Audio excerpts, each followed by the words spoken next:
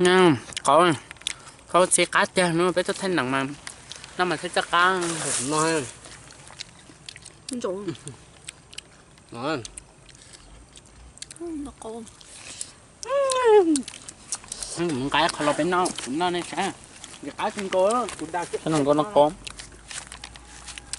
Áp tiêu. nó không có lắm không có kia tụi em mấy nàng là nó lấy thứ gì nào của phải nói nó sao cũng kìa sao Trộn ăn. Trộn con. rồi chỗ cái coi được cái học nó đó cái nha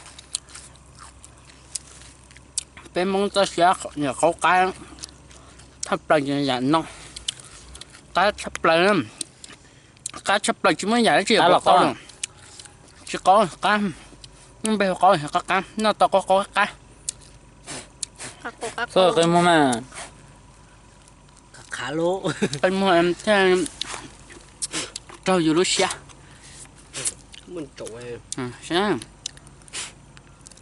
ôi dồi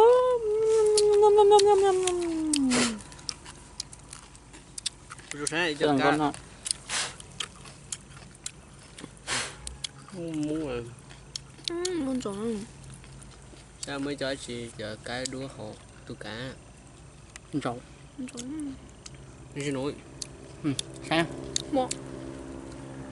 cái cần cầu em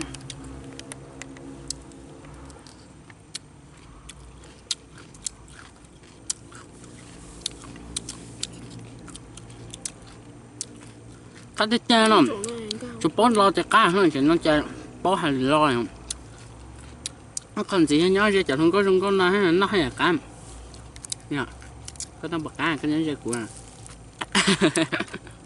bị đấy lo nhớ như có bằng tuần nó còn cho chị không có xe nhiều tết to này chẳng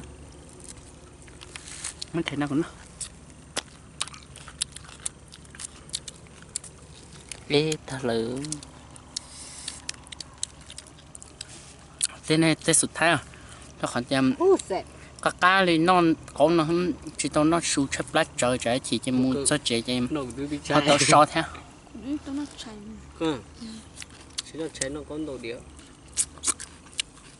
Nó mò chỉ tao nó mò thật kỹ nó chỉ tao nó chảy. Tụi chỉ sắn nó. Cá mò, chưa? chỉ tao nó.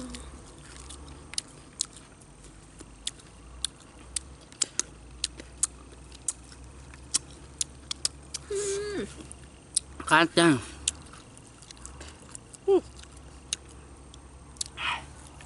cũng mình từ lời